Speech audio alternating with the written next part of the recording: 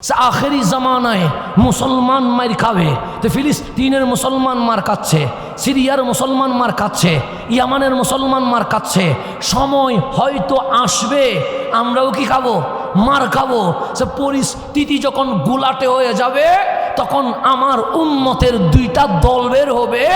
আল্লাহ ওই দুইটা দলকে জাহান্নাম থেকে মুক্ত রাখবে এবং জান্নাতি বানায়া দিয়ে দিবে। কয়টা দল বের হবে? এক নাম্বার দল হচ্ছে যারা হিন্দুস্তান বিজয় করবে, গাজওয়াই হিন্দে অংশগ্রহণ করবে। কয় নাম্বার দল? ইমাম মাহাদি আসার আগে এই হিন্দুস্তানের জমিন সম্পূর্ণ ইসলামী জমিন হয়ে যাবে। এখন কি হিন্দুস্তান ইসলামী জমিন হয়েছে? হয় না। তার মানে ইমাম মাহাদি আসার এখনো সময়। অনেকে 2026 সালে ইমাম মাহাদিকে নিয়ে চলে আসতেছে, এরকম আছে না? আছে। অনেকে 2030 সালে নিয়ে আসতেছে, আছে না?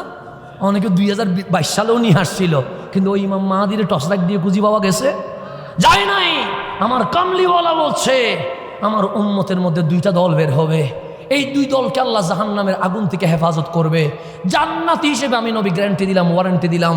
এক নাম্বার দল যারা গাজওয়াই হিন্দে অংশগ্রহণ করে, হিন্দুস্তান তথা শুধু ইন্ডিয়া বাংলাদেশ না, হিন্দুস্তান মানে হিন্দ, বাংলা, শ্রীলঙ্কা, মায়ানমার, পাকিস্তান, ভুটান, নেপাল সবগুলো মিলে হিন্দুস্তান। এই হিন্দুস্তান এরিয়া ইমাম মাহাদি আসার আগে এক ইসলামী বিশ্বে পরিণত হয়ে যাবে। এটার উপর আর জুলুম হবে না। কোরবানি করার কারণে কাউকে আর মারা হবে না। মসজিদ ভেঙে দেওয়া হবে না। আজকে বাবরি মসজিদ ভেঙে দিয়েছে না, এগুলো ভাঙ্গা হবে না। এখানে হিন্দুস্তানের জমিনে জমিনে মসজিদ উঠে যাবে। হজরতে খাজা আজমিরের প্রতিনিধিরা সবাই কি হয়ে যাবে? জিন্দা হবে, মানে অর্থাৎ সবার ইমান স্পৃহা বেড়ে যাবে। তো হিন্দুস্তান ইসলামিক স্টেটে পরিণত হবে। দুই নাম্বার যে দল বের হবে সেটা ঈসা আলাইহিস ইসলামের সঙ্গী হইয়া দাজ্জালকে পরাজিত করবে। দল কয়টা? একটা হচ্ছে হিন্দুস্তান বিজয় হবে, আর একটা হচ্ছে ঈসা আলাইহিস ইসলামের সঙ্গী হইয়া দাজ্জালকে কি করবে? পরাজিত করবে। এই দুই দলের জন্য আমার নবী বলে আমি 1500 বছর আগে নূরানি জবানে এই দুই দলকে জান্নাতের শুভ সংবাদ দিয়ে গেলাম। আল্লাহ আমাদেরকে হয়তোবা গাজওয়াই হিন্দের নয়তো ঈসা রুহুল্লাহর সঙ্গী হিসেবে আল্লাহ যেন কবুল করে নেয়। তা গাজওয়াই হিন্দ যখন হয়ে যাবে, হিন্দুস্তান যখন বিজয় হয়ে যাবে, আমার কামলিওয়ালা বললেন, ও আমার ফাতেমা, একজন নেতা আসবে, চতুর্দিকে মুসলমান মার খাবে। ইয়ামানে মার খাচ্ছে, সিরিয়ায় মার খাচ্ছে, ফিলিস্তিন মার খাচ্ছে, সব জায়গায় মার খাবে। মার খাইতে খাইতে দেওয়ালের সাথে পিঠ কি হয়ে যাবে? লেগে যাবে। তখন একজন ইমাম আসবে, ইউকল আল মাহাদি, তার মানুষ ইমাম মাহাদি বলবে। এই মাহাদির বংশ কি? সে এই মাহাদি হচ্ছে ফাতেমা। আল মাহাদি মিন ইতরাথি মিন ওয়ালাদি ফাতেমা। মাহাদি আমি নবীর বংশধর, ফাতেমার আওলাদ। এই জমিনে আখেরি আওলাদের রাসূল দুনিয়ায় তাশরীফ এনে ইসলামের বিজয়ের পতাকা উড্ডীন করে দিবে। তাহলে এখন বাংলাদেশে অনেকে আওলাদের রাসূল মানে না, আছে না নাই? আছে। আওলাদের রাসূল মানে না, বলছে কিসের আওলাদের রাসূল? নবীর তো কোনো আওলাদই নাই, এরকম বলে না। আর আমার রাসূল বলছে আখেরি জামানায় যে ইমাম মাহাদি আসবে সেটা ওয়াহুয়া মিন ইতরাথি, তা আমি নবীর বংশধর, মিন ওয়ালাদি ফাতেমা, তা ফাতেমার বংশধর, আমার হাসানের নসল হইয়া এটা দুনিয়ার জমিনে তাশরীফ আনবে। ইসমুহু কা ইসমি, ওনার নাম আমার নামে হবে, ওনার বাবার নাম আমার বাবার নামে হবে, ওনার মায়ের নাম আমার মায়ের নামে হবে, ওনার কপাল বড় হবে, উজ্জ্বল হবে, ওনার ডান দিকে একটা তিল থাকবে, ওই তিল দিয়ে নূরের ঝলক বের হবে। উনি আসবে মদিনায়, মদিনায় খলিফা নির্বাচন নিয়ে মারামারি বাঁচবে। তখন উনি মদিনা ছেড়ে মক্কায় চলে আসবে। তখন মক্কায় গুত্রে গুত্রে মারামারি চলবে, ফেতনা ফাসাদ বেড়ে যাবে, রক্তাক্ত হয়ে যাবে। খানাই কাবার কালো গিলাপ রক্তে কি হয়ে যাবে? লাল হয়ে যাবে। সবাই বলবে মুক্তি পাবো কই, মুক্তি পাবো কই। তখন দেখবে একজন মানুষ হানাই কাবার গিলাপ ধরে কান্নাকাটি করছে। তখন মক্কাবাসী বলবে আর কোনো উপায় নাই, ওনার কদম ধরতে হবে। সবাই এসে ওনাকে বলবে বায়াত করান, বায়াত করান। উনি বলবেন বায়াত করাবো না, আমি বায়াত করাইতে চাই না, আমি আমির হব না। তখন মক্কাবাসী বিরক্ত হয়ে বলবে, দেখেন রক্তে লাল হয়ে গেছে খানায়ে কাবার চত্বর, দেখেন হাজরে আসওয়াদ পর্যন্ত রক্তে লাল হয়ে গেছে, দেখেন রুকনে ইয়ামানি পর্যন্ত রক্তে লাল হয়ে গেছে। এখন যদি আপনি আমাদের ইমাম না হন, পৃথিবী কখনো শান্তি হবে না। যদি ইমাম না হন, আমরা আপনার বিরুদ্ধে যুদ্ধে লেগে যাব। তখন ইমাম মাহাদি হাত বাড়াইয়া দিবে, সর্বপ্রথম বায়াত শুরু হবে খানায়ে কাবার চত্বরে। আমার রসুল বলেন, বদরে যতজন ছিল ততজন হযরতে ইমাম মাহাদির হাতে বায়াত হবে। তার মানে 313 জন সর্বপ্রথম ইমাম মাহাদির হাতে বায়াত হবে। কয়জন? 313। ওনার বিরুদ্ধে বিশাল বিশাল যুদ্ধ হবে। কার বিরুদ্ধে? ইমাম মাহাদির বিরুদ্ধে। আমার নবী বলেন, ইমাম মাহাদি সকল যুদ্ধে বিশাল বিজয় লাভ করবে, কোনো যুদ্ধ ইমাম মাহাদিকে হারাইতে পারবে না। যেদিন ইমাম মাহাদি দায়িত্ব নিবে, এই এক দিয়াতের ভিতরে আল্লাহ ওনার উপযুক্ত বিজয় দিবে, এটা আল্লাহ জানে। এইভাবে করে উনি এগাবে। ওনার মেয়াদ থাকবে ক্ষমতার 7 বছর। কয় বছর?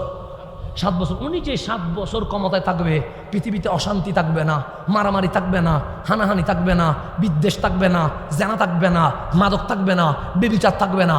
আসমান থেকে বৃষ্টি পড়বে, পৃথিবীর জমিন শস্য খেতে কি হয়ে যাবে? ভরপুর হয়ে যাবে। এমন গনিমতের মাল আসবে, ইমাম মাহাদি যখন গনিমতের মাল বন্টন করতে থাকবে, প্রত্যেক মুসলমান ধনীতে রূপান্তর হয়ে যাবে। পৃথিবী কি হয়ে যাবে? শান্তি হয়ে যাবে। কার আমলে? ইমাম মাহাদির আমলে। তো উনি যখন ক্ষমতা আস্তে আস্তে করে ইসলামী খেলাফত সাজাবে, ওনার ক্ষমতা থাকবে কয় বছর বললাম?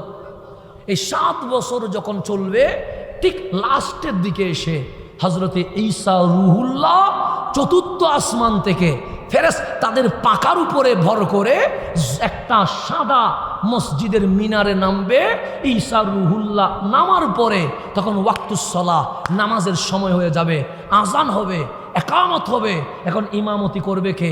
হযরতে ইমাম মাহাদি বলবে, ঈসা আপনি ইমামতি করেন, কারণ আপনি একজন নবী, আপনি একজন রসুল। ঈসা রুহুল্লাহ বলবে, আমি নবীও না, রসুলও না, আগে ছিলাম নবী রসুল, এই পরিচয় দিতে চাই না। আমি ভাগ্যবান, আমি আজকে কামলিওয়ালার উম্মত হয়ে এসে গেছি। আমি নবী পরিচয় দিতে চাই না, রসুল পরিচয় দিতে চাই না, আমি রহমতুল্লিল আলামিনের কি উম্মত। তখন হযরত ইমাম মাহাদি হাসি দিয়ে বলবে, হ্যাঁ আজকে উম্মত, কারণ এটা ইমামুল আম্বিয়ার জামানা, এখানে কারো নবী হওয়ার সুযোগ, কিন্তু আগে নবী রসুল ছিলেন যেহেতু ইমামতি আপনি করেন। তখন ইমাম মাহাদিকে ঈসা রুহুল্লাহ বলবে, আমি উম্মত, আপনি আওলাদে রসুল। আমি কি উম্মত, আর আপনার শরীরে নবীর রক্ত মোবারক রয়ে গেছে। উম্মত আওলাদে রসুলকে পিছনে দিয়া নামাজের ইমামতি করবে, এটা হতে পারে? আমার রসুল বলছে, কাইফা আনতুম, কেমন আনন্দ হবে।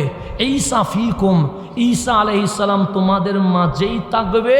ওয়া ইমামুকুম মিনকুম, ইমাম ঈসা নয়, ইমাম তোমাদেরই ইমাম, ইমাম মাহাদি নামাজের ইমামতি করবে।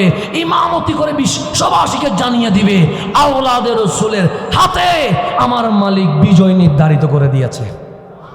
তাহলে হুসাইনি হওয়া লাগবে কি লাগবে না? এজিদি হওয়া যাবে? এজিদি হলে বিজয় আসবে। আজকে মুসলমান মায়ের কাছে এজিদি হওয়ার কারণে।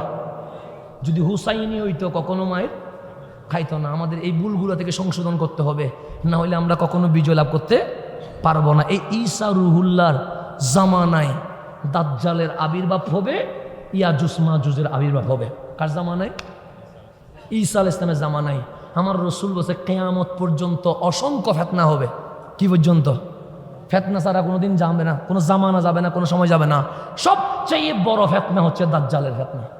এর চেয়ে বড় কোনো ফিতনা নাই। দাজ্জালের একটা চোখখানা থাকবে, আঙ্গুরের মতো ফোঁটা থাকবে, মাঝখানে কাফের লেখা থাকবে। মুসলমানে দেখবে, বেঈমানে দেখবে না। দাজ্জাল সব জায়গায় যেতে পারবে, 2টা জায়গায় যেতে পারবে না, একটা মক্কা আর একটা মদিনায়। আমার হাবিব বলেন, মদিনায় তখন 7টা দরজা থাকবে। কয়টা দরজা? 7 দরজায় আমার আল্লাহ 2 জন। আমাকে কেউ মাসুম বলতে পারবে না। আমার বিরোধিতা করেন, 1000 ভুল পেয়ে যাবেন। আমার বক্তব্যে ভুল, আমার কথাই ভুল, আমার আচরণে ভুল, আমার চালচলনে ভুল, ভুলের কোনো কমতি নাই। বিরোধিতা করলে 1000 ভুল পেয়ে যাবেন। কিন্তু আমার নবীকে পাথর মেরেছে, যারা পাথর মারছে ওরা নবীর কোনো দোষ খুঁজে পেয়েছে? যারা নবীকে পাগল বলছে ওরা কি নবীর নামে কোনো দোষ বর্ণনা করতে পেরেছে? যারা নবীকে মক্কা থেকে বের করে দিয়েছে, ওরা কি রসুলের কোনো অপরাধ বর্ণনা করতে পেরেছে? পারে নাই। তো আল্লাহ বলছে, হাবিব যদি কোরআন নিয়ে চ্যালেঞ্জ করে নেন চ্যালেঞ্জ, কেন? উত্তর রেডি। যদি বলে কোরআন যে নির্ভুল, কোরআন যে কালামুল্লাহ, প্রমাণ কি? আপনি বলেন লাকাদ লাবিস্তু ফীকুম উমারা, মা আমেনার ঘর থেকে গারে হেরা পর্যন্ত আমি নবী মক্কায় 40 বছর কাটিয়ে দিয়েছি। এই 40 বছরে আমি নবীর পাপ, অপরাধ, দোষ না পাওয়া কামলিওয়ালার মাসুমিয়ত, কোরআন হক, ইসলাম হক, কালিমা হক, এটার দলিল হয়ে গেছে। এখন আমাদের বাংলাদেশে 40 বাদ দিতে বসে আছে। কি বাদ দিতে? শুধু 40 থেকে 23, ওইটা মানা যাবে না, এরকম বলছে কি বলছে না? এটা বিশাল ষড়যন্ত্র পশ্চিমাদের, এটা ইহুদি খ্রিস্টানের ষড়যন্ত্র। 40 মাইনাস করতে বসে আছে। কেন 40 মাইনাস করবে? কারণ প্রমাণ না থাকলে সত্য প্রমাণিত হয় না। আর আল্লাহ বলছে মা মেনার ঘর থেকে হাবিবের 40 বছর, এটা কোরআনের দলিল, এটা তাওহীদের দলিল, এটা রিসালাতের দলিল, এটা ইসলামের দলিল। তো এটা যদি মাইনাস হয়ে যায়, দলিল আছে? দলিল যদি না থাকে ইসলাম হক প্রমাণ করতে পারবেন না। সেজন্য বাংলাদেশে কিছু পশ্চিমাদের কিছু প্রতিনিধি নিয়োগ হয়েছে, যারা বলবে হাবিবুল্লাহর 40 থেকে 63 মানা যায়, আগেরটা মানা যায় না। আল্লাহ বলে আগেরটা মাইনাস হলে কোরআন সত্য প্রমাণিত হয় না। সুতরাং হাবিবুল্লাহর 1 সেকেন্ড মাইনাস করার সুযোগ নাই। আমরা ঈদে মিলাদুন নবী পালনের মধ্য দিয়ে বিশ্ববাসীকে জানিয়ে দিই, মা আমেনার ঘর থেকে রওজা পর্যন্ত হাবিবের পুরা জিন্দেগি মানতে হবে।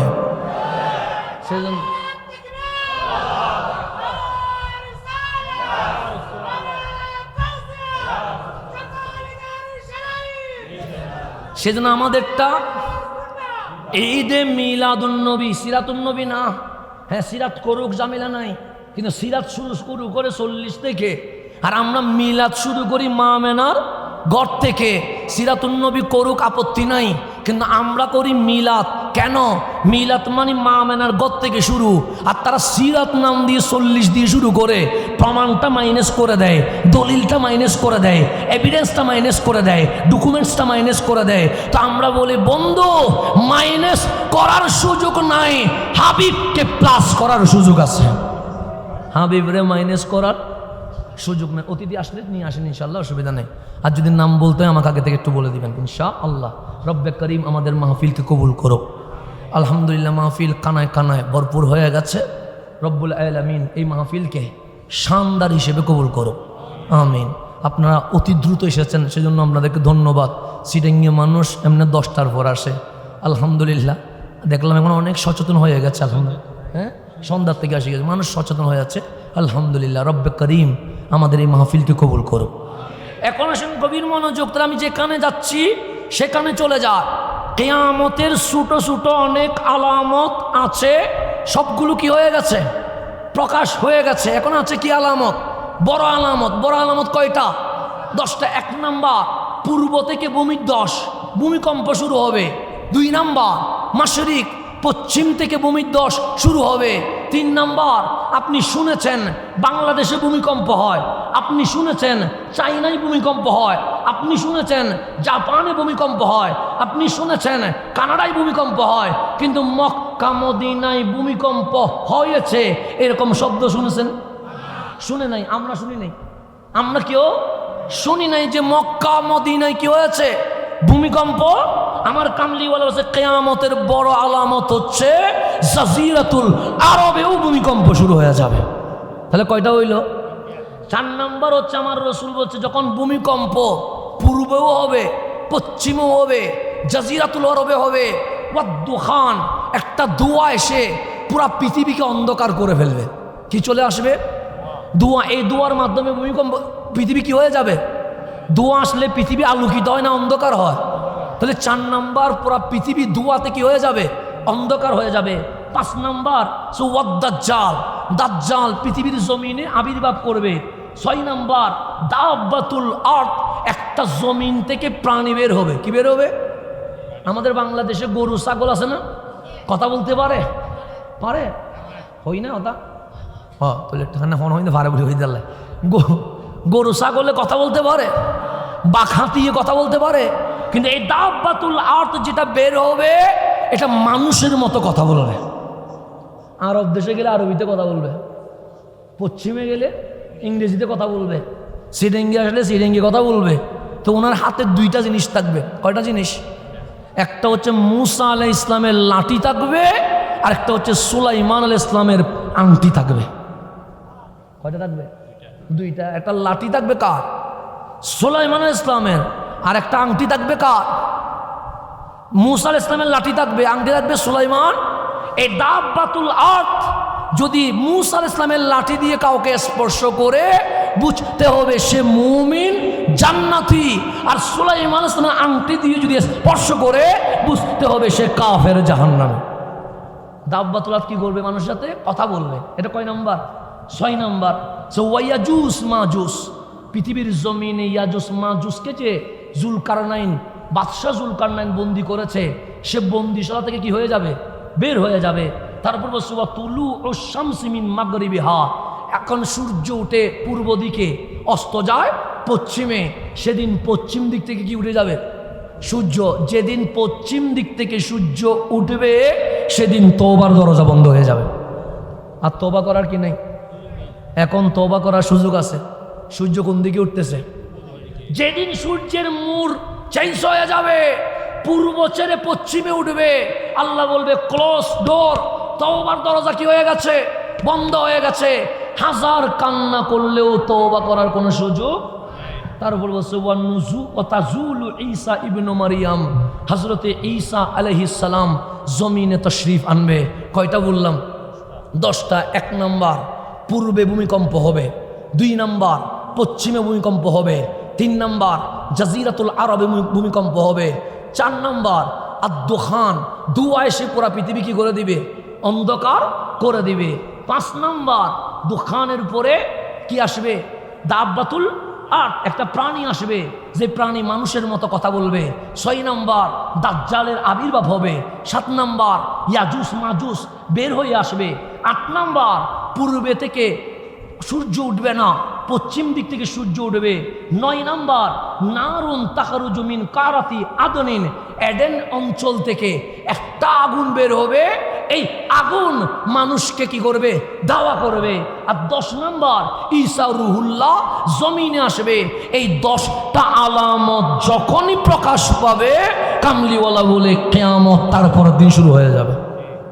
তাহলে কিয়ামতের বড় আলামত কয়টা? তোর মধ্যে এখন আমার আলোচনা হচ্ছে ইমাম মাহাদি। ইমাম কি? ইমাম মাহাদি আসবে। ইমাম মাহাদি কি হবে? এর উপর ঈমান আনতে হবে। ঈসা রুহুল্লাহ আসবে, এটার উপর ঈমান আনতে হবে। সবাই যদি বলে লা ইলাহা ইল্লাল্লাহ মানি, মুহাম্মাদুর রাসূলুল্লাহ মানি, কোরআন মানি, ইসলাম মানি, দিন মানি, আমল মানি, কবর হাসর নসর মানি, কিন্তু ঈসা আলাইহিস সালাম আসবে এই কথা মানি না। কামলিওয়ালা বললেন এই কথা না মানা মানে তোমরা ইহুদি খ্রিস্টানের সঙ্গী হয়েছ, তোমরা আসলে মুসলমান হইতে পারো নাই। যদি মুসলমান হও তোমাকে বিশ্বাস করতে হবে ঈসা রুহুল্লাহ চতুর্থ আসমানে আছে, কিয়ামতের আগে আবার দুনিয়ায় তশরিফ আনবে। এটা মানতে হবে, এটা ঈমানের অংশ। কিসের অংশ? এখন আসেন ইমাম মাহাদিকে চিনা লাগবে কি লাগবে না? লাগবে। আমি মুতাওয়াতির হাদিসগুলো বলবো, কারণ এখানে অনেক হাদিস আছে। কিছু হাদিস বললে আপনাদের মাঝে আবার সংশয় সৃষ্টি হবে, যেহেতু কিয়ামতের আলামত, সংশয় হবে এরকম কোনো কথা বলবো না। আমার রসুল ইমাম মাহাদি সম্পর্কে বলতে যখন গিয়েছেন, তখন আম্মা জান ফাতেমাতুজ জাহরা রাদিয়াল্লাহু তাআলা আনহা নবীজির ঘরে ছিলেন।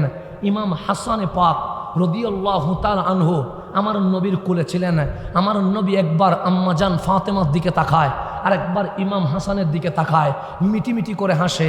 আম্মা জান ফাতেমা খেয়াল করলেন রসুলে পাক আজকে কেন জানি অন্যরকম আরো আচরণ করছে। একবার আম্মা জান ফাতেমার দিকে তাকায় হাসে, আর একবার ইমাম হাসানের দিকে তাকায় হাসে, শুধু মিটিমিটি হাসতেছে। আজকে নবীর চেহারা মলিন নয়, আজকে কামলিওয়ালার চোখে পানি নাই, শুধু মুখে কি আছে? হাসি আছে। হঠাৎ আম্মা জান ফাতেমাতুজ জাহরা ডাক দিলেন, মাওলা হাবিবুল্লাহ, ইয়া রাসূলুল্লাহ, আপনার কদমে একবার নয় আমি বারবার আসি, কিন্তু এই দৃশ্য আমি কখনো দেখি নাই। একবার হাসানের দিকে তাকান, একবার আমার দিকে তাকান, মিটি মিটি হাসেন, কি হয়ে গেছে? কামলিওয়ালা বললেন, ফাতেমা, বসে আছি মদিনায়, আমি নবী এখান থেকে কিয়ামত পর্যন্ত কি কি হবে নিজের চোখে দেখতে পাচ্ছি। এটার নাম রহমতুল্লিল।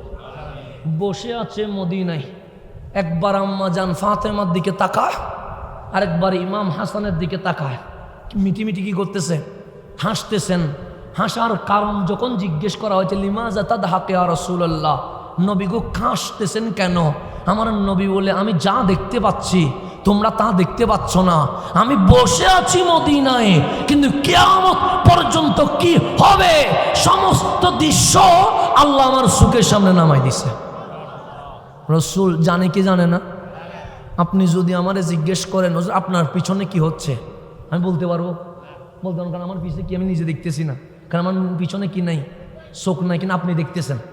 আপনি আমার পিছনে কি হচ্ছে, কিন্তু এর পিছনে কি হচ্ছে দেখতেছেন না। এর পিছনে কি হচ্ছে আপনিও দেখেন না, আমিও।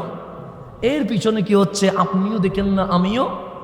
20 হাত দূরে ওই লাইট যে জ্বলতেছে, এর পিছনে কি হচ্ছে আপনিও দেখেন না, আমিও দেখি না। তো নবীরও চোখ আছে, আমারও চোখ আছে, নবী আর আমি কি একরকম না? কামলিওয়ালা বললেন, সাহাবী আমার, তোমাদের ভেতরে কোনায় কোনায় কিছু মুনাফিক আছে, আসছে মুসলমান সাজতে, আসলে মুসলমান না। সুতরাং শুনে রেখো, যখন রুকু করবা, সিজদা করবা, সঠিকভাবে করিও। কেন? আমি নবী সামনে যেমন দেখি পিছনেও তেমন দেখি। তো রাসূল সামনেও দেখে পিছনেও, তাহলে এটার নাম রহমতুল্লিল আলামিন। আমাদের চোখ কয়টা? জিবরিল বলে আমার নবীর চোখ 4টা। কয়টা চোখ? বল 4টা। কয়টা? এখানে 2টা দেখছি, কলবে 2টা দেখছি। কয়টা হয়েছে? আমরা চর্ম চোখে দেখি, কলবের চোখে দেখি না। সেজন্য ঘুমাইলে অজু করা লাগে কি লাগে না?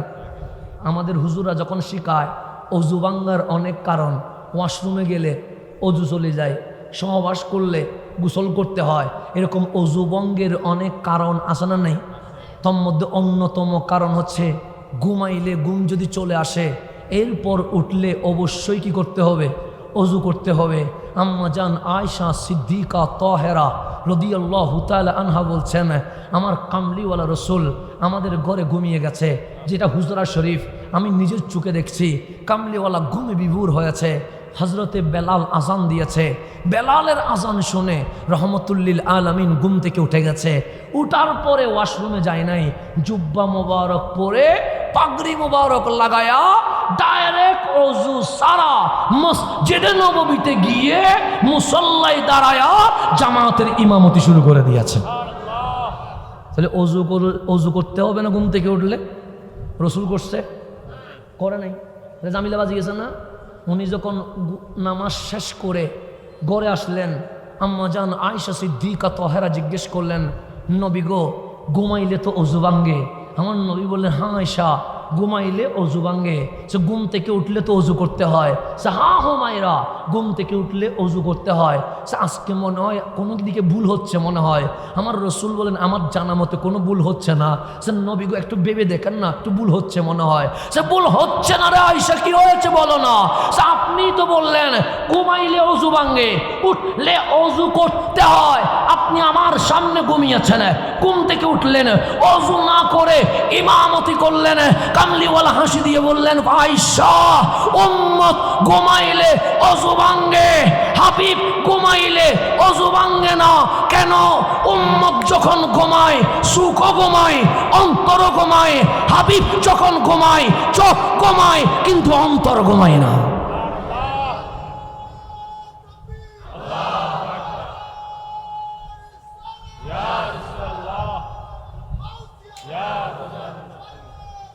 জিন্দাবাদ। তাহলে আমার রসুল ঘুমাইলে অজু, আমি ঘুমাইলে অজু ভাঙ্গে। এরপরেও নাকি নবীটা আমার মতো, এরপরেও নবীটা কার মতো? আমার মতো। কিভাবে বুঝাবেন, কিভাবে শিখাবেন? এখন আমরা যখন বলি নবীর ব্যাপারে ফতোয়া নয় বক্তি লাগে, কি লাগে? ফতোয়া নয় বক্তি লাগে। এটা নিয়ে ট্রোল করে বলছে উনি এটা বলবেন নবীর ব্যাপারে দলিল নয় ভক্তি ভালোবাসা লাগে। আরে ফতোয়ায় আসো, ঘুমাইলে অজু ভাঙ্গে, নবী ঘুমাইলে অজু ভাঙ্গে না, তা আল্লাহ তো ফতোয়া দিচ্ছে। বান্দা উম্মতের জন্য ফতোয়া চলে, হাবিবুল্লাহর জন্য ফতোয়া চলে না। হাবিবুল্লাহর জন্য ফতোয়া আরও আসেন। আমি আরেকটা বলে আপনাকে আমি ইমাম মাহাদির পরিচয় করাই দিচ্ছি। আমরা হাত কাটলে রক্ত পড়ে না? আপনার পড়ে না? আপনার যে রক্ত লাল, আমারও রক্ত একই তো নাকি? চামড়া বেশ কম হইতে পারে, কালো সাদা লাল টাল এগুলো হইতে পারে, কিন্তু হাত কাটলে আপনারটাও লাল আমারটাও। আপনি মরলেও মাটিতে, আমি মরলেও দুনিয়ার এই ক্ষমতা, এই আধিপত্য কি আমার সাথে কবরে যাবে? আপনার কাফনের কাপড়ও সাদা, আমার কাফনের কাপড়ও। এটার মধ্যে কোনো ব্র্যান্ড আছে নাকি? আমার জুব্বার একটা ব্র্যান্ড লাগে, আমাদের শার্টের একটা কি লাগে? ব্র্যান্ড লাগে, আমার জুতারও একটা ব্র্যান্ড লাগে। কাফনের কোনো ব্র্যান্ড আছে? তো আপনিও যেভাবে কবরে শুইবেন, আমিও সেভাবে কবরে শুইব। সেই জন্য বলছে মানুষ সৌন্দর্য দিয়ে, কাপড় দিয়ে উপরে উঠে না, তাকওয়া দিয়ে উপরে উঠে। কি দিয়ে উপরে উঠে? তাকওয়া দিয়ে। বন্ধু, তাকওয়া দিয়ে। তাকওয়া চলে গেছে আজকে। তাই আমার হাত কাটলে কি ভাঙ্গে? রক্ত পড়ে। রক্ত যদি পড়ে, এখানে যদি আপনি বলেন আমি আপনার আশেক, ভালো জিনিস, প্রেম করা করলেন আল্লাহর জন্য, ভালো জিনিস। আমার রক্তকে কেউ টুটে নিবে, পান করবে? কেন? কেন করবে না? রক্ত পান করা হারাম। হারাম রে হারাম জেনে পান করলে জান্নাত যদি কপালে থাকে, সেটা জাহান্নাম হয়ে যাবে। কথা ঠিক না? পানি হালাল, এটা পান করতে পারবো। আমি মত এটা হারাম জানার পরেও হালাল মনে করে যদি পান করি, জান্নাতি না জাহান্নামে? জাহান্নামে। আল্লাহর হুকুম অমান্য করার কোনো সুযোগ। তো আমার যদি হাত কেটে রক্ত পড়ে, কেউ টুটে নিবে না, জিহ্বা দিয়ে পান করবে না। কেন? আল্লাহ দলিলে কতঈর মাধ্যমে রক্ত পানকে কি করে দিয়েছে? হারাম করে দিয়েছে। তো আমার নবীকেও বদরে, উহুদে দন্দন মুবারক শহীদ করে দিয়েছে, দাঁত মুবারক ভেঙে গেছে, রক্ত মুবারক টুটে এসে দাড়িতে চলে এসেছে, অল্প কিছুক্ষণ পর মাটিতে পড়বে।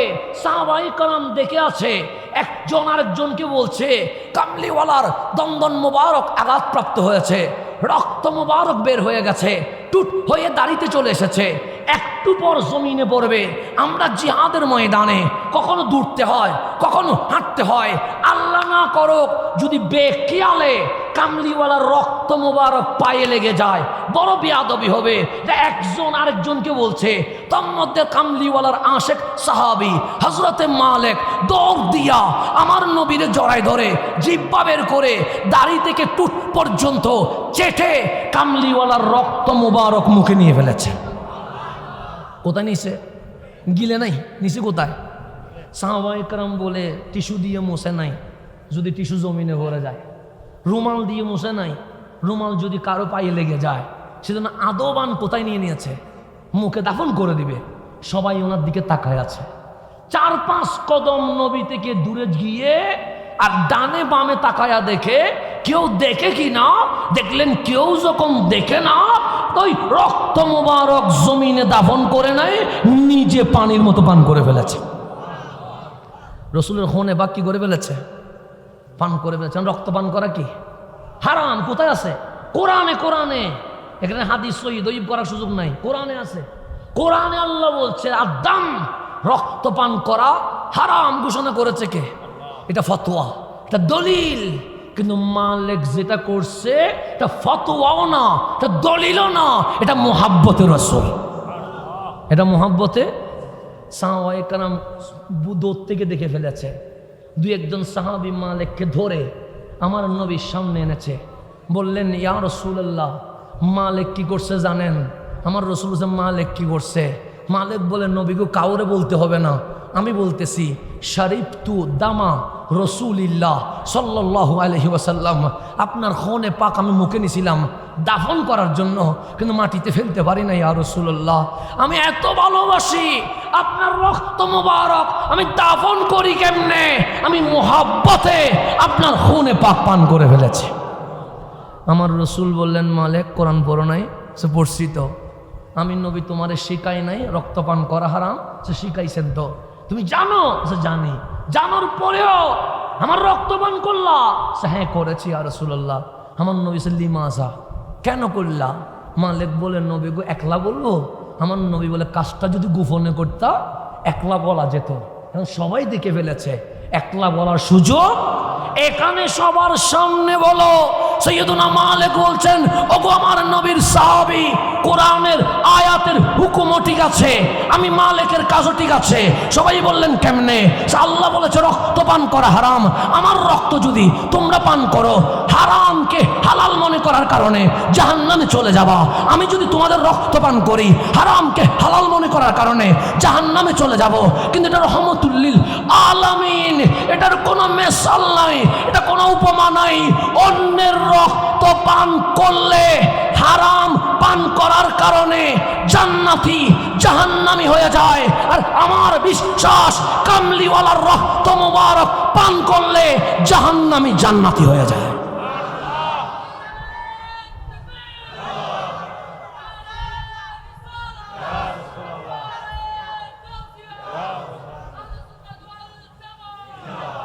আমার রসুল হাসি দিয়ে দিলেন। সৈয়দুনা মালিকের প্রশ্ন শুনে বললেন, মালিক চলে যাও। সৈয়দুনা মালিক চলে যেতে লাগলেন। কামলিওয়ালা বললেন, সাহাবী তোমরা যাইও না, মালিক যাক। তা আলাও আমার কাছে থাকো। সৈয়দুনা মালিক কত দূর যখন গেছে, কামলিওয়ালা বললেন, সাহাবী আমার জান্নাতি দেখবানি? সাহাবায়ে কেরাম বলেন, কি বলেন ইয়া রাসূলুল্লাহ, জান্নাত তো কবরে যাওয়ার পর, এখানেও জান্নাতি দেখা যায় নাকি? সাহা দেখা যায়। কোনটা? উনজুরু ইলা মালিক, সবাই আমার মালিকের দিকে তাকাও।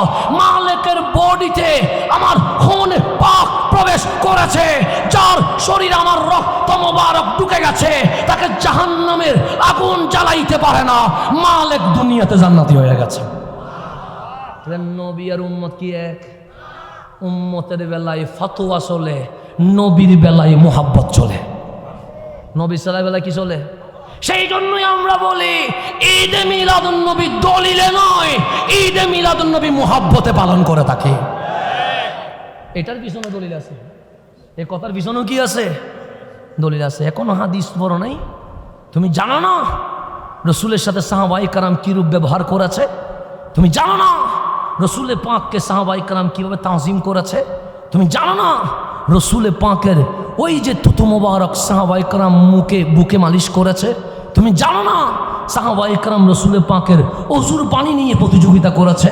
তুমি জানো না রসুলে পাকের ঘাম মোবারক সাহাবায়ে কেরাম তাবাররুক হিসেবে পান করেছে? এগুলা কিসের ভিত্তিতে করেছে? দলিলের ভিত্তিতে না, ভক্তি ভালোবাসার ভিত্তিতে। কিসের ভিত্তিতে? ভক্তি ভালোবাসার ভিত্তিতে। সেজন্য অন্যের বেলায় দলিল চলে, নবীর বেলায় ভালোবাসা চলে।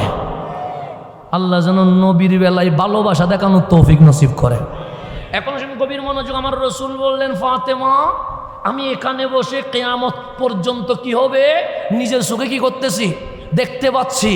আখেরি জামানায় মুসলমান মার খাবে, তো ফিলিস্তিনের মুসলমান মার খাচ্ছে, সিরিয়ার মুসলমান মার খাচ্ছে, ইয়ামানের মুসলমান মার খাচ্ছে। সময় হয়তো আসবে আমরাও কি খাবো? মার খাবো। সে পরিস্থিতি যখন গুলাটে হয়ে যাবে, তখন আমার উম্মতের দুইটা দল বের হবে। আল্লাহ ওই দুইটা দলকে জাহান্নাম থেকে মুক্ত রাখবে এবং জান্নাতি বানায়া দিয়ে দিবে। কয়টা দল বের হবে? এক নাম্বার দল হচ্ছে যারা হিন্দুস্তান বিজয় করবে, গাজওয়াই হিন্দে অংশগ্রহণ করবে। কয় নাম্বার দল? ইমাম মাহাদি আসার আগে এই হিন্দুস্তানের জমিন সম্পূর্ণ ইসলামী জমিন হয়ে যাবে। এখন কি হিন্দুস্তান ইসলামী জমিন হয়েছে? হয় নাই। তার মানে ইমাম মাহাদি আসার এখনো সময়। অনেকে 2026 সালে ইমাম মাহাদিকে নিয়ে চলে আসতেছে, এরকম আছে না? আছে। অনেকে 2030 সালে নিয়ে আসতেছে, আছে না? অনেকে 2022 সালেও নিয়ে আসছিল, কিন্তু ওই ইমাম মাহাদির টর্চ লাইট দিয়ে খুঁজি পাওয়া গেছে? যায় নাই। আমার কামলিওয়ালা বলছে আমার উম্মতের মধ্যে দুইটা দল বের হবে, এই দুই দলকে আল্লাহ জাহান্নামের আগুন থেকে হেফাজত করবে। জান্নাতি হিসেবে আমি নবী গ্যারান্টি দিলাম, ওয়ারেন্টি দিলাম। এক নাম্বার দল যারা গাজওয়ায়ে হিন্দে অংশগ্রহণ করে, হিন্দুস্তান তথা শুধু ইন্ডিয়া বাংলাদেশ না, হিন্দুস্তান মানে হিন্দ, বাংলা, শ্রীলঙ্কা, মায়ানমার, পাকিস্তান, ভুটান, নেপাল সবগুলো মিলে হিন্দুস্তান। এই হিন্দুস্তান এরিয়া ইমাম মাহাদি আসার আগে এক ইসলামী বিশ্বে পরিণত হয়ে যাবে। এটার উপর আর জুলুম হবে না। কোরবানি করার কারণে কাউকে আর মারা হবে না। মসজিদ ভেঙে দেওয়া হবে না, আজকে বাবরি মসজিদ ভেঙে দিয়েছে না, এগুলো ভাঙ্গা হবে না। এখানে হিন্দুস্তানের জমিনে জমিনে মসজিদ উঠে যাবে।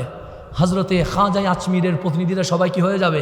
জিন্দা হবে, মানে অর্থাৎ সবার ইমান স্পৃহা বেড়ে যাবে। তো হিন্দুস্তান ইসলামিক স্টেটে পরিণত হবে।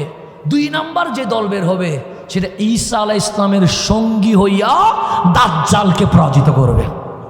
দল কয়টা? একটা হচ্ছে হিন্দুস্তান বিজয় হবে, আর একটা হচ্ছে ঈসা আলাইহিস ইসলামের সঙ্গী হইয়া দাজ্জালকে কি করবে? পরাজিত করবে। এই দুই দলের জন্য আমার নবী বলে আমি 1500 বছর আগে নূরানি জবানে এই দুই দলকে জান্নাতের শুভ সংবাদ দিয়ে গেলাম। আল্লাহ আমাদেরকে হয়তোবা গাজওয়ায়ে হিন্দের নয়তো ঈসা রুহুল্লাহর সঙ্গী হিসেবে আল্লাহ যেন কবুল করে নেয়। তো গাজওয়ায়ে হিন্দ যখন হয়ে যাবে, হিন্দুস্তান যখন বিজয় হয়ে যাবে, আমার কামলিওয়ালা বললেন, ও আমার ফাতেমা, একজন নেতা আসবে, চতুর্দিকে মুসলমান মার খাবে, ইয়ামানে মার খাচ্ছে, সিরিয়ায় মার খাচ্ছে, ফিলিস্তিন মার খাচ্ছে, সব জায়গায় মার খাবে। মার খাইতে খাইতে দেওয়ালের সাথে পিঠ কি হয়ে যাবে? লেগে যাবে। তখন একজন ইমাম আসবে, ইউকল আল মাহাদি, তার মানুষ ইমাম মাহাদি বলবে। এই মাহাদির বংশ কি? সে এই মাহাদি হচ্ছে ফাতেমা। আল মাহাদি মিন ইতরাথি মিন ওয়ালাদি ফাতেমা। মাহাদি আমি নবীর বংশধর, ফাতেমার আওলাদ। এই জমিনে আখেরি আওলাদে রাসূল দুনিয়ায় তাশরীফ এনে ইসলামের বিজয়ের পতাকা উড্ডীন করে দিবে। তাহলে এখন বাংলাদেশে অনেকে আওলাদে রাসূল মানে না, আছে না নাই? আছে, আওলাদ রসুল মানে না। বলছে কিসের আওলাদ রসুল? নবীর তো কোনো আওলাদই নাই, এরকম বলে না।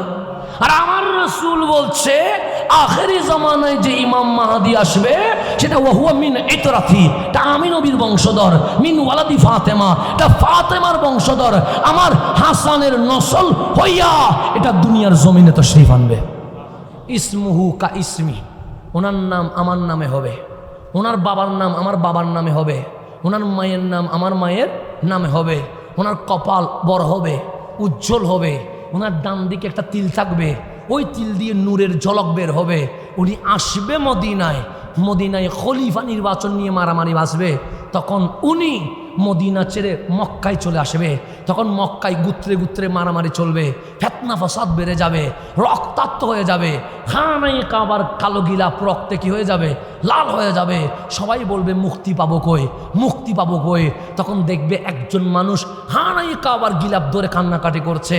তখন মক্কাবাসী বলবে আর কোনো উপায় নাই, ওনার কদম ধরতে হবে। সবাই এসে ওনাকে বলবে বায়াত করান, বায়াত করান। উনি বলবেন বায়াত করাবো না, আমি বায়াত করাইতে চাই না, আমি আমির হব না। তখন মক্কাবাসী বিরক্ত হয়ে বলবে দেখেন রক্তে লাল হয়ে গেছে খানায়ে কাবার চত্বর, দেখেন হাজরে আসওয়াদ পর্যন্ত রক্তে লাল হয়ে গেছে, দেখেন রুকনে ইয়ামানি পর্যন্ত রক্তে লাল হয়ে গেছে। এখন যদি আপনি আমাদের ইমাম না হন, পৃথিবী কখনো শান্তি হবে না। যদি ইমাম না হন, আমরা আপনার বিরুদ্ধে যুদ্ধে লেগে যাব। তখন ইমাম মাহাদি হাত বাড়াইয়া দিবে, সর্বপ্রথম বায়াত শুরু হবে খানায়ে কাবার চত্বরে।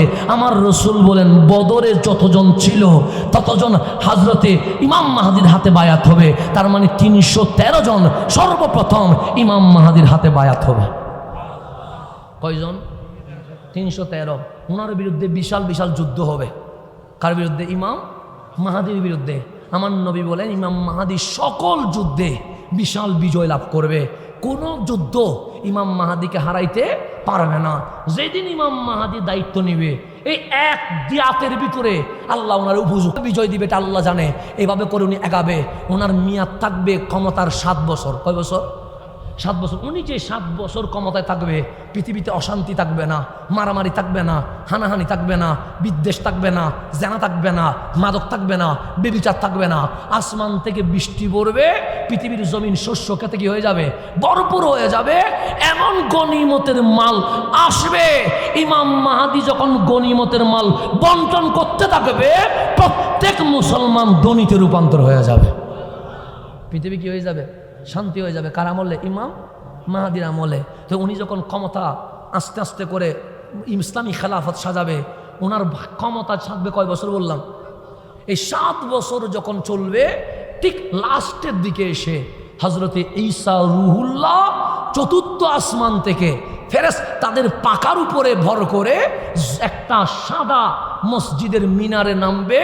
ঈসা রুহুল্লাহ নামার পরে তখন ওয়াক্তুস সালাহ, নামাজের সময় হয়ে যাবে, আজান হবে, একামত হবে।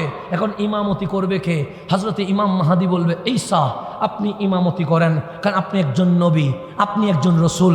ঈসা রুহুল্লাহ বলবে, আমি নবীও না, রসুলও না, আগে ছিলাম নবী রসুল, এই পরিচয় দিতে চাই না। আমি ভাগ্যবান, আমি আজকে কামলিওয়ালার উম্মত হয়ে এসে গেছি। আমি নবী পরিচয় দিতে চাই না, রসুল পরিচয় দিতে চাই না, আমি রহমতুল্লিল আলামিনের কি উম্মত। তখন হযরত ইমাম মাহাদি হাসি দিয়ে বলবে, হ্যাঁ আজকে উম্মত, কারণ এটা ইমামুল আম্বিয়ার জামানা, এখানে কারো নবী হওয়ার সুযোগ, কিন্তু আগে নবী রসুল ছিলেন যেহেতু ইমামতি আপনি করেন।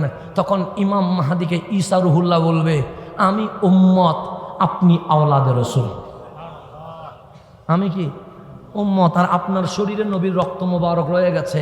উম্মত আওলাদে রসুলকে পিছনে দিয়া নামাজের ইমামতি করবে, এটা হতে পারে? আমার রসুল বলছে, কাইফা আনতুম, কেমন আনন্দ হবে। ঈসা ফিকুম, ঈসা আলাইহিস সালাম তোমাদের মাঝেই থাকবে। ওয়া ইমামুকুম মিনকুম, ইমাম ঈসা নয়, ইমাম তোমাদেরই ইমাম, ইমাম মাহাদি নামাজের ইমামতি করবে। ইমামতি করে বিশ্ববাসীকে জানিয়ে দিবে, আওলাদে রসুলের হাতে আমার মালিক বিজয় নির্ধারিত করে দিয়েছে। তাহলে হুসাইনি হওয়া লাগবে কি লাগবে না? এজিদি হওয়া যাবে? এজিদি হলে বিজয় আসবে। আজকে মুসলমান মায়ের কাছে এজিদি হওয়ার কারণে। যদি হুসাইনি হইতো কখনো মায়ের খাইতো না। আমাদের এই ভুলগুলো থেকে সংশোধন করতে হবে, না হলে আমরা কখনো বিজয় লাভ করতে পারবো না। এই ঈসা রুহুল্লাহর জামানায় দাজ্জালের আবির্ভাব হবে, ইয়াজুজ মাজুজের আবির্ভাব হবে। কার জামানায়? ঈসা আলাইহিস সালামের জামানায়। আমার রসুল বলছে, কিয়ামত পর্যন্ত অসংখ্য ফিতনা হবে। কি পর্যন্ত? ফিতনা ছাড়া কোনোদিন যাবে না, কোনো জামানা যাবে না, কোনো সময় যাবে না। সবচেয়ে বড় ফিতনা হচ্ছে দাজ্জালের ফিতনা। এর চেয়ে বড় কোনো ফিতনা নাই। দাজ্জালের একটা চোখখানা থাকবে, আঙ্গুরের মতো ফোঁটা থাকবে, মাঝখানে কাফের লেখা থাকবে।